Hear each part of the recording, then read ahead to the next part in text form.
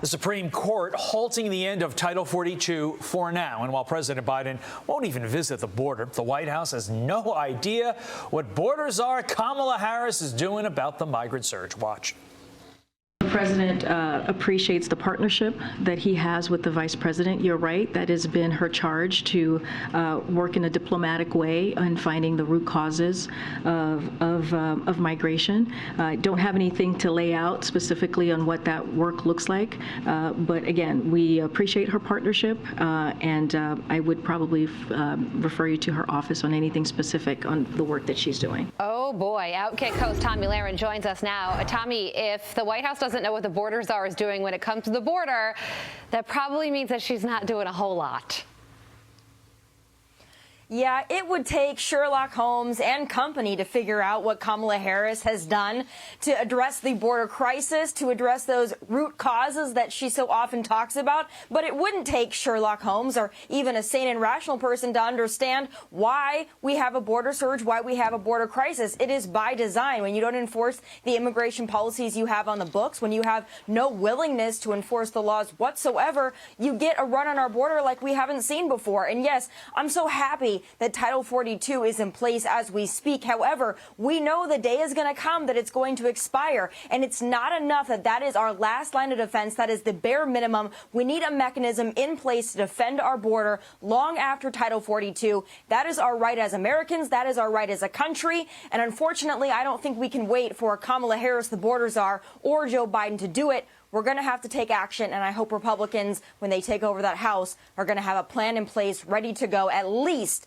an attempt. National Border Patrol Council President Brandon Judd would be a great border czar. He joined us earlier to react to the extension of Title 42. Listen.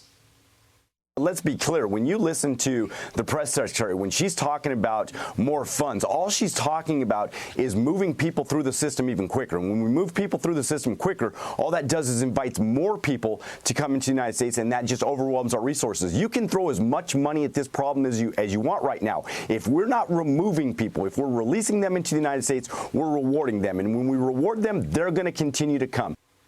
That's the disingenuous part of this, Tommy, isn't it? Democrats in the White House attacking Republicans for not giving money, when in reality, Democrats just want that money to facilitate the processing of these migrants at the border quicker, to get them into the interior quicker.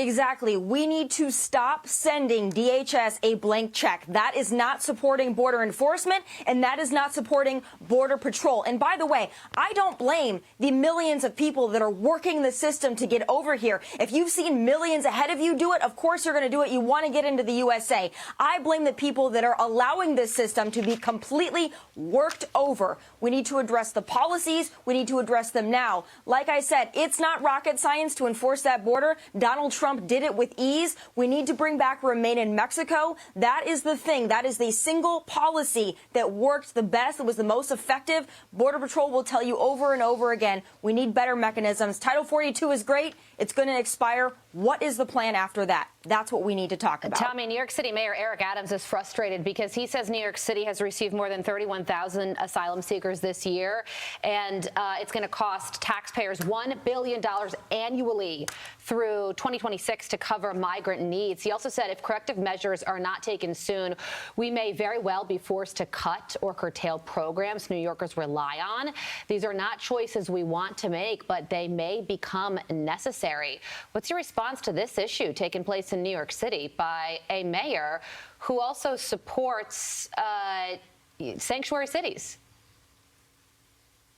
Yeah, exactly. You know, this is a broken record that we've heard from a lot of these liberal politicians who don't want to lay in the bed that they've made for themselves, and I don't blame them. But he also went on to say that he will not be forced to choose between illegal immigrants and his own constituents. That's not a choice that it should be difficult to make. Of course, you chose your constituents. You choose the people that are paying those taxes. But these blue cities, they have to own up to what they have done. And of course, they're going to cry. They don't want the Biden administration to secure the border, which is what they should be pleading for. before. They, like everybody else, they just want more federal government, aka American taxpayer dollars, to be able to fund these individuals who have no legal right to be here. And again, that is the magnet that keeps enticing millions more to come. We have to fix these policies. It's not going to end anytime soon, and we are about to see a run on our border like we have not seen before, especially as temperatures rise in the spring.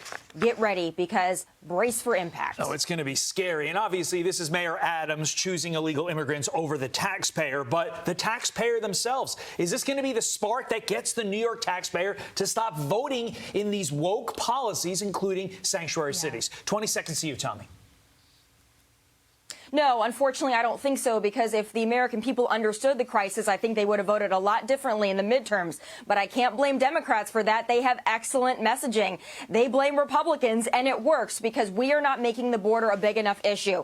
You know, love him or hate him, Donald Trump is the only politician on the right who's been able to make the border an issue. So we need other Republicans to step up, to stand up. Governor Ron DeSantis is a great example of that. Let's keep pushing the issue. Border crisis of this fight over Title 42 continues into today. Tomi, thank you so much for joining us.